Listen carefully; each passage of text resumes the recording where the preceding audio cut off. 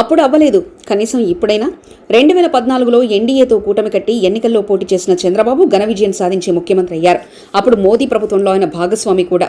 TDP వాళ్ళకు మంత్రి పదవులు కూడా వచ్చాయి. కానీ ప్రత్యేక హోదాతో సహా ఏ విషయంలోనూ సానుకూల ఫలితాలు రాబట్టలేకపోయింది బాబు ప్రభుత్వం. ఏపీకి ప్రత్యేక హోదా ఇవ్వడం సాధ్యం కాదని, అందుకు సాంకేతిక ఇబ్బందులు ఉన్నాయని మోదీ ప్రభుత్వం తేల్చి చెప్పేసింది. హోదా బదులు ప్రత్యేక ప్యాకేజీ అంటూ అంతకుమించి ప్రయోజనం చేకూర్చే ఫేవర్ చేస్తున్నట్లు చెప్పుకున్నారు. తీరా చూస్తే ప్యాకేజీ కూడా లేకపోయే, వేరే హామీలు కూడా నెరవేర్చలేదు. అనుకున్న స్థాయిలో నిధుల తోడ్పాటు అందలేదు.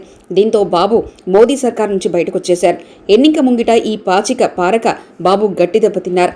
అప్పుడు బాబు వైఫల్యానికి ప్రధాన కారణం బీజేపీకి సొంతంగా మేజార్టీ ఉండడం, బాబు పార్టీ మీద ఆధారపడే పరిస్థితి లేకపోవడం. కట్ చేస్తే ఇప్పుడు తెలుగుదేశం పార్టీ మళ్లీ ఎన్డీఏలో భాగస్వామి అవుతుంది. ముందు తెలుగుదేశంతో బీజేపీ అయిష్టంగానే కలిసినట్టు కనిపించింది. ఎగ్జిట్ పోల్స్ చూస్తే బీజేపీకి సొంతంగానే భారీ మెజార్టీ వస్తుందనే సంకేతాలు కనిపించాయి. కానీ ఫలితాలు మాత్రం అంచనాలకు భిన్నంగా వచ్చాయి. మిత్రపక్షాలైన తెలుగుదేశం, జనసేన, జనతాదళ్ పార్టీలో కలిస్తే తప్ప మెజార్టీ రాని పరిస్థితి. ఈ నేపథ్యంలో బాబు కేంద్రాన్ని శాసిస్తారా? ప్రత్యేక హోదాతో సహా కేంద్రం నుంచి కీలకమైన హామీలు పొందుతారా? నిధులు ఏమాత్రం సంపాదిస్తారు అనే చర్చ జరుగుతుంది. ప్రత్యేక హోదా విషయంలో ఎన్డీఏ సర్కార్ వ్యతిరేకత గురించి తెలిసిందే. అది ఒక రకంగా చచ్చిపోయిన అంశం. కానీ ఆసక్తి రేకించే విషయం ఏమిటంటే, ఈసారి మెరుగైన ఫలితాలు సాధించి ఇండియా కూటమిని నడిపిస్తున్న కాంగ్రెస్ పార్టీ ప్రత్యేక హోదాకు సై అంటుంది.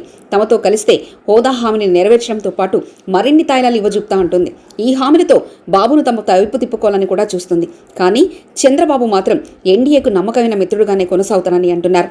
కేంద్రంలో భాగస్వామి అయి 5 మంత్రి పదవులు, స్పీకర్ పదవిని కూడా తీసుకోవడానికి ఆయన రెడీ అయినట్లు వార్తలొస్తున్నాయి. అయితే బీజేపీ పాలసీ ప్రకారం ప్రత్యేక హోదాకు వ్యతిరేకం కాబట్టి దాని విషయంలో బాబుకు హామీ దక్కకపోవచ్చు. కానీ గతంలో చెప్పిన ప్యాకేజీ రూపంలో అయినా భారీగా నిధులు, రాయితీలు తీసుకురాగలిగితే ఏపీకి ప్రయోజనం చేకూరబోతున్నట్లే. మరిన్ని కథనాల కోసం సబ్స్క్రైబ్ చేసుకోండి మీ అక్షర శిల్పం.